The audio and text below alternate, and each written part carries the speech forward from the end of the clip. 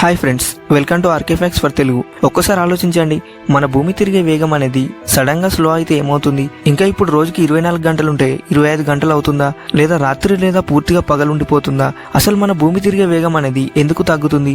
దీనివల్ల ఫ్యూచర్ లో ఎలాంటి ప్రాబ్లమ్స్ వస్తాయి అనేది ఇప్పుడు ఈ వీడియోలో తెలుసుకుందాం. అండ్ వీడియో అనేది చాలా ఇంట్రెస్టింగ్ గా ఉంటుంది, సో ఎక్కడ కూడా స్కిప్ చేయకుండా లాస్ట్ వరకు చూడండి.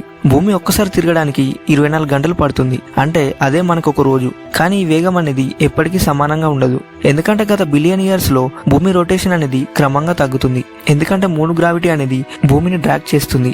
ఇది టైడల్ ఫ్రిక్షన్ అనే ప్రక్రియ ద్వారా జరుగుతుంది. అయితే దీనివల్ల మూన్ అనేది క్రమంగా మన భూమి నుంచి దూరం అవుతుంది. ఇది ఎలా అంటే ఎవ్రీ ఇయర్ మూన్ అనేది 3.8 సెంటీమీటర్ దూరం అవుతుంది. ఇంకా దీనివల్ల మన భూమి రొటేషన్ కూడా నెమ్మదిస్తుంది. ఇంకా ఇప్పుడున్న 24 గంటల రోజు టైం అనేది ఒక రోజుకి 1.8 మిల్లీ సెకండ్స్ పెరుగుతుంది. అయితే 1.4 బిలియన్ ఇయర్స్ క్రితం రోజు కేవలం 18 గంటలు మాత్రమే ఉండేది. అయితే ఇది కేవలం మూన్ వల్ల మాత్రమే కాదు, క్లైమేట్ చేంజ్ కూడా ఈ రొటేషన్ మార్చేస్తుంది. ఎందుకంటే మన భూమి పైన ఐస్ అనేది మెల్ట్ అవుతుంది. ఇంకా ఈ ఐస్ మెల్ట్ అయిన నీరు అనేది ఎక్వేటర్ కి వెళ్తుంది. దీనివల్ల మన భూమి అనేది ప్లాటన్ అవుతుంది.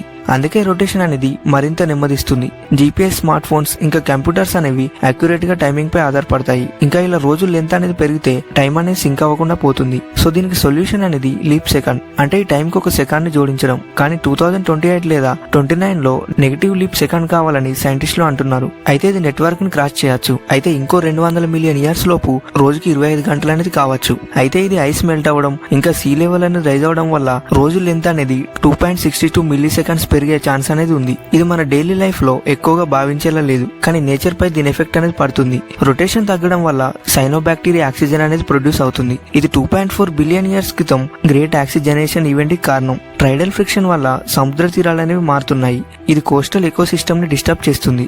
సో ఇప్పుడు మారే మార్పులు అనేవి ఫ్యూచర్ లో భయంకరంగా మారుతాయా అంటే ఖచ్చితంగా చెప్పలేం, ఎందుకంటే ఇది చాలా స్లో ప్రాసెస్.